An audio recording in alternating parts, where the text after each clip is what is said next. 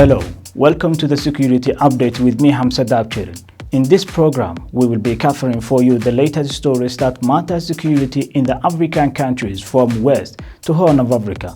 Ahead on the program, Ethiopia's Prime Minister confirms Eritrea already agrees to withdraw troops from Poda area. Djibouti condemns strongly repeated terrorist attacks on Saudi Arabia. UN reports 15 aid workers killed in Somalia in 2020.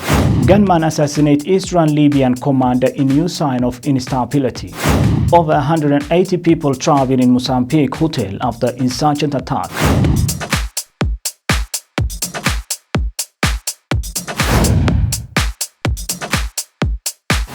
Welcome to the program. Ethiopia's Prime Minister Abiy Ahmed on Friday says Eritrea has agreed to withdraw troops from Ethiopian territory along the command border. This comes days after acknowledging that Eritrean forces had entered Ethiopia's Tigray region during an almost 5-month war.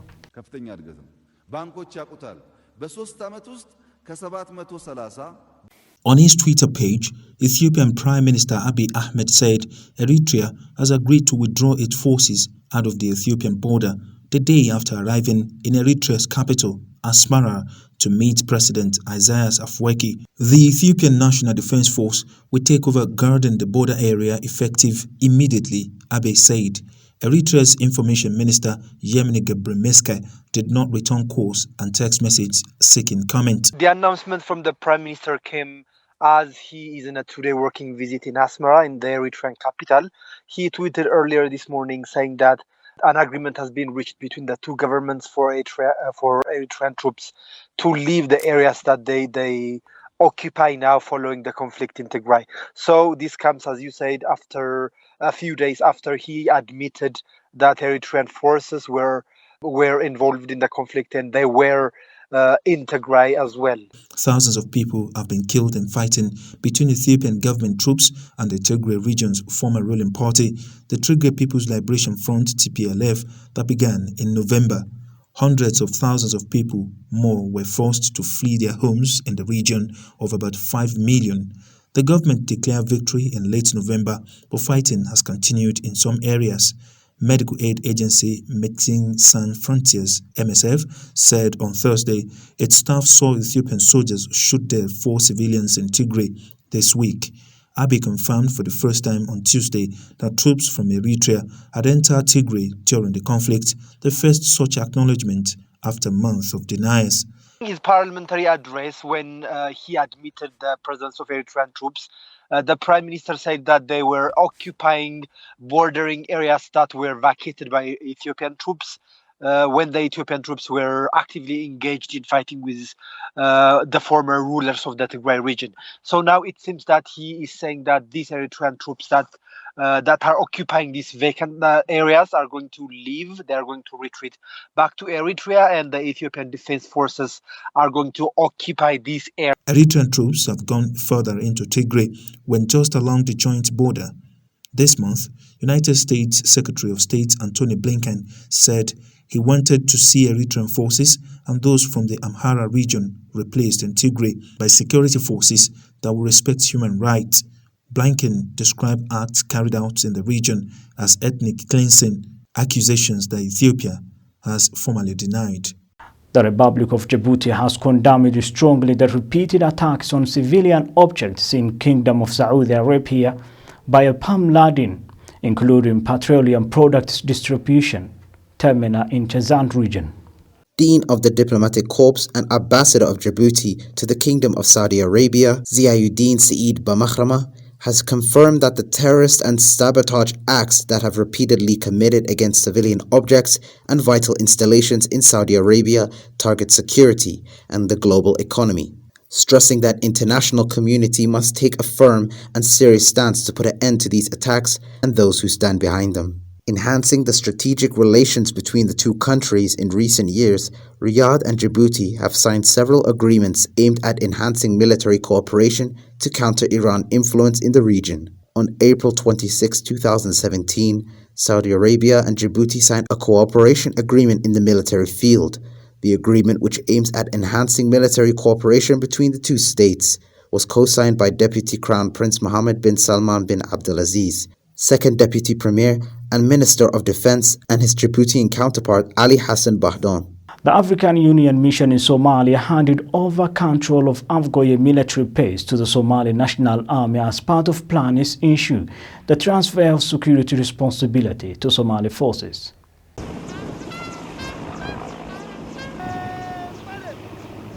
The African Union mission in Somalia, AMISOM, handed over control of Afgoye military base to the Somali National Army, SNA, as a part of plans to ensure the transfer of security responsibility to Somali forces.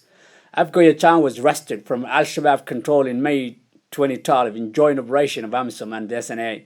The town, which is situated around the main supply route to the north, west and south Somalia, had since been secured by AMISOM Ugandan troops. The base was handed over on Wednesday by the AMISOM Deputy Force Commander in charge of operations and plans, Major General William Casto Shumer, to the Governor of the Lower Shabelle region, Abdul Qadir Muhammad Nur Siri. Ugandan troops are deployed in an area of Somalia named Sector 1, which comprises the regions of Nadir and Lower Shabelle. Shumer appealed to SNA and to do its best to protect the area, secure the neighboring areas, and reach out to AMISOM commanders for assistance where necessary. Shumer added that AMISOM would hand over other such areas, referred to as forward and operating bases, FOB, in due course. Siri, on his part, welcomed the handover, describing the move as a chance for Somali security forces to handle greater tasks. This is in line with the AMISOM mandate. It is also in line with the Somali transitional plan and other strategic documents which envision the handover of priority locations as the initial stages towards a gradual handover of security responsibilities to Somali security forces. Since July 2017, 6 FOBs, including Afgoye, have been handed over to Somali forces by AMISOM. AMISOM troops were first deployed in Somalia in March 2007 and have since helped with Somali security push the militant group out of much of the southern Somalia, including most major towns and cities. The UN Office for the Coordination of Humanitarian Affairs said 12 workers were injured, 24 abducted, and 14 arrested in 2020, in which 56 incidents involving aid workers were reported. The VTC meeting of the Security Council is called to order. The provisional agenda for this meeting is the situation in Somalia. The agenda is adopted.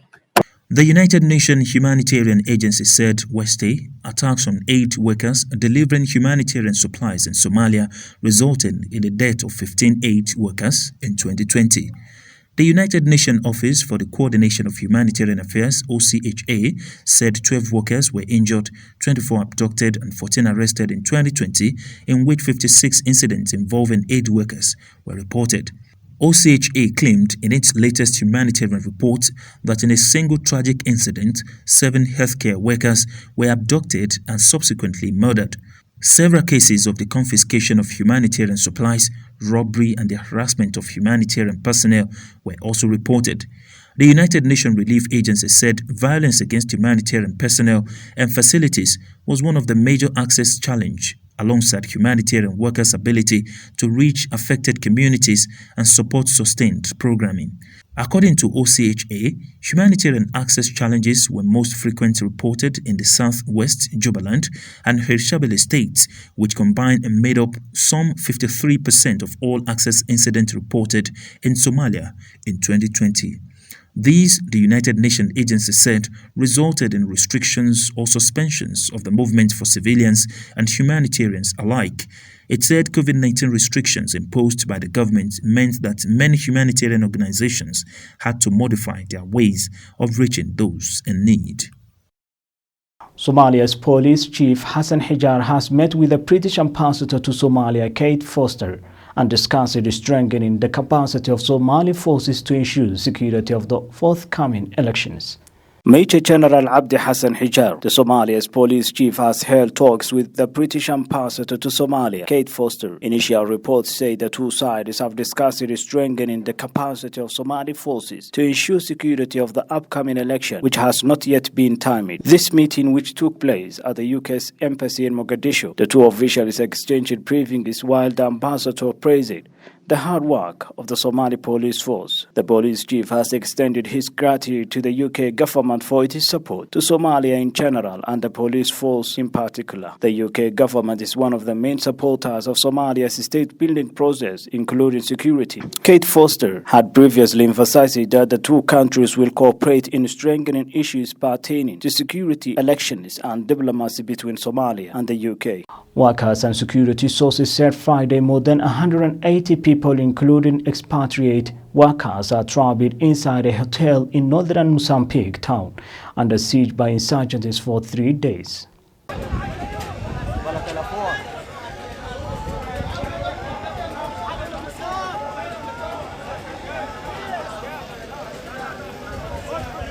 Our statement said dozens of ambulances rushed to the scene in the Tahta district of Sohag province, some 460 kilometers south of the capital, Cairo. 32 people were killed and 66 injured and transported to hospital, the statement said. Egypt has been plagued with deadly train accidents in recent years that has been widely blamed on inadequate infrastructure and poor maintenance. One of the deadliest occurred in 2002 when 373 people died as a fire ripped through a crowded train south of Cairo, and there have been many fatal crashes since. In March last year, at least 13 people were injured when two passenger trains collided in Cairo, triggering a brief suspension of rail services nationwide. At the time, rail managers blamed the crash on signals not functioning in bad weather. In February 2019, a train derailed and caught fire at Cairo's main railway station, killing more than 20 people and prompting the transport minister to resign. Friday's crash comes as Egypt faces another major transport challenge, with a giant container ship blocking the Suez Canal and causing huge traffic jams at either end of the strategic shipping lane. The MV Ever Given, which is longer than 4 football fields, has been wedging diagonal across the entire canal since Tuesday, shutting the waterways in both directions. Tugboats and dredgers were working Friday to free the vessel as companies were forced to reroute services from the vital shipping lane around the southern tip of Africa. At least 3 civilians were killed and 5 wounded when a barrage of mortars targeted the UN and African Union peacekeeping mission forces headquarters in the capital Mogadishu on Thursday. But we will be back more after the short break.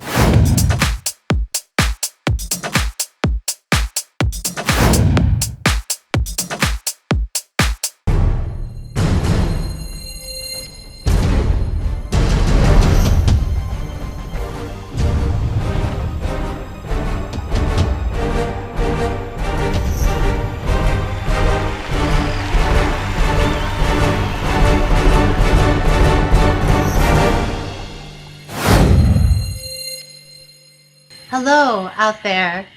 Tune in to CBA TV, the voice of East Africa and beyond. There's so many people around the world who are watching along with you.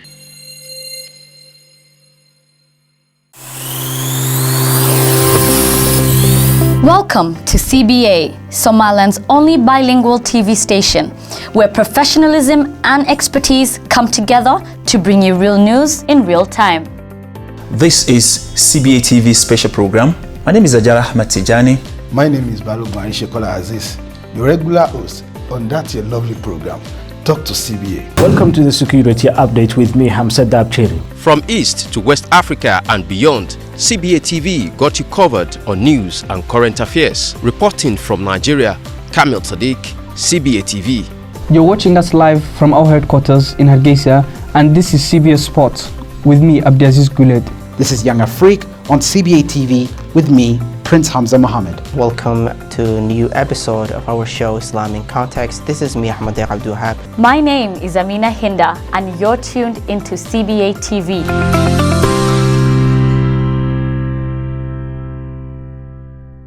Welcome back to the program. At least 3 civilians were killed and 5 wounded when a barrage of mortars targeted the UN and African Union peacekeeping mission forces headquarters in the Somali capital Mogadishu on Thursday. Several mortar shells landed in a residential area near Somali Aden Ad International Airport in Mogadishu. Local media reported that a father and an infant were among the victims of the attack that has been claimed by Al-Qaeda-affiliated terrorist group Al-Shabaab. The targeted UN compound known as Camp Halane houses several Western diplomatic missions, including those of Britain and the United States. Sources in the compound who spoke to Anadolu Agency over the phone on condition of anonymity confirmed that several mortar shells also landed in and around the airport where the UN compound is also located. Somali leaders are currently meeting in the same compound to end a months-long political and electoral stalemate. This is the second time the UN compound has been targeted in less than a month following a March 9th attack with no reported casualties. The Jubaland security forces have confirmed that they have arrested Al-Shabaab's information chief of Kismayo. Al-Shabaab had carried out one of the deadliest attacks in Kismayo 2 years back. However, the group has neither accepted nor denied the arrest of their chief of information in Kismayo region. The Jubaland state of Somalia security forces claim they have arrested Al-Shabaab's chief of information in Kismayo during a military operation conducted together by the security forces, including the intelligence. The regional security agency has released the photo of August Adam Muhammad, commonly known as Dakalo, and said he was mastermind of all Al-Shabaab military operations plans in the region, though CBA cannot independently verify the confirmation of this matter. Jubaland says it took them a long time to apprehend this man after a long year of hunting. Al-Shabaab has been waging attacks in southern and central Somalia, seeking to unseat the federal government in Mogadishu. The group still controls its vast of territory outside the cities, from where they launch attacks against government and civilian targets. It has also carried out deadly attacks in neighboring Kenya. Muhammad al-Warfali was shot from a car outside a hospital in Benghazi alongside two of his bodyguards. Military sources said amid growing frictions between rival factions in eastern Libya. Gunmen killed the Libyan commander wanted for car crimes on Wednesday, medics said, underscoring the risk of violent escalation on the ground that poses the biggest challenge to Libya's new unity government. Warfali was a commander in an elite unit attached to Khalifa Haftar's Libyan National Army, LNA, a coalition of forces that has dominated eastern Libya in recent years. The International Criminal Court, ICC, in The Hague, has indicted Warfali twice for the suspected killing of more than 40 captives, including in a 2018 incident in which photographs appear to show him shooting 10 blindfolded prisoners. This month, he was shown in a widely circulated video raiding a car showroom in Benghazi alongside his uniformed men, smashing up furniture and computers as they brandish weapons. Friction between rival factions in eastern Libya has been escalating for some time and could further degenerate into a series of retaliatory attacks, said Tariq Megerisi of the European Council on Foreign Relations. The GNU was sworn into office this month, taking over from the two rival administrations in East and West that have run Libya for years as part of a UN-facilitated peace effort. The Eastern administration, backed for years by the LNA, handed over its powers to the GNU on Tuesday at a ceremony in Benghazi. The International Criminal Court to rule on appeal by the Democratic Republic of Congo's rebel leader, Bosco Ntaganda, against his conviction for war crimes. Former Congolese rebel leader Bosco Ntaganda is due to go on trial at the International Criminal Court (ICC) at The Hague for war crimes. He already denies all 18 charges. The former commander, nicknamed the Terminator, was given a 30-year jail sentence in 2019 after being found guilty on 18 counts including murder, rape, and using child soldiers. He was the first person to be convicted by the court of sexual slavery.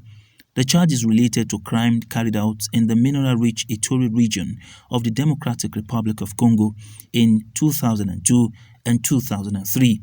Prosecutors are asking the judges to consider a tougher sentence.